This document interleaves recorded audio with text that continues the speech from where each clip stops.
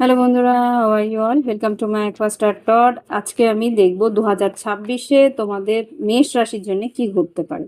2026-এ মেষ রাশির জন্য একটা শর্টস করব, দেখিনি কি মেজর ঘটনা ঘটতে পারে।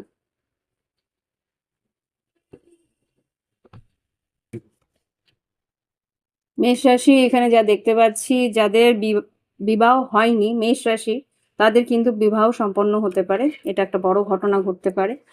আর এখানে মেষ রাশির এনার্জি কিন্তু ব্যালেন্স রাখতে হবে। এখানে ধৈর্যের তোমাদের পরীক্ষা দিতে হবে। মেষ রাশির জন্য দুশ্চিন্তা প্রচন্ড হতে পারে।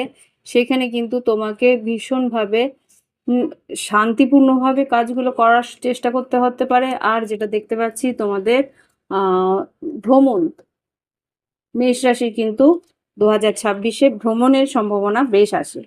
আর কি আছে, আর্থিক উন্নতি আছে, কিন্তু ইমোশনালি তোমাকে কিন্তু ব্যালেন্স থাকতে হবে। ইমোশন মানে তোমাদের আবেগ হয়তো অস্থিরতার মধ্যে থাকবে। এখানে কিন্তু রিলেশনশিপ যাদের আছে, যারা নতুন বিবাহিত সম্পর্কে ঢুকছে তাদের না, যাদের পুরনো রিলেশনশিপ আছে সেখানে কিন্তু ধৈর্যের পরীক্ষা দিতে হতে পারে, বা এখানে কিন্তু ইমোশনালি একটা ডিসব্যালেন্স বা ইমোশনালি একটা অস্থিরতা আসতে পারে আগামী 2026-এ। ওকে, এই 3-4টে মেজর ঘটনা ঘটতে পারে তোমাদের জীবনে।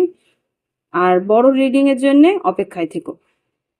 আর প্রাইভেট রিডিং যদি চাও নিজস্ব, তাহলে এই চ্যানেলের ডেসক্রিপশন বক্সে হোয়াটসঅ্যাপ নাম্বার আছে, নাহলে আমি এখানে হোয়াটসঅ্যাপ নাম্বার দিয়ে দেবো।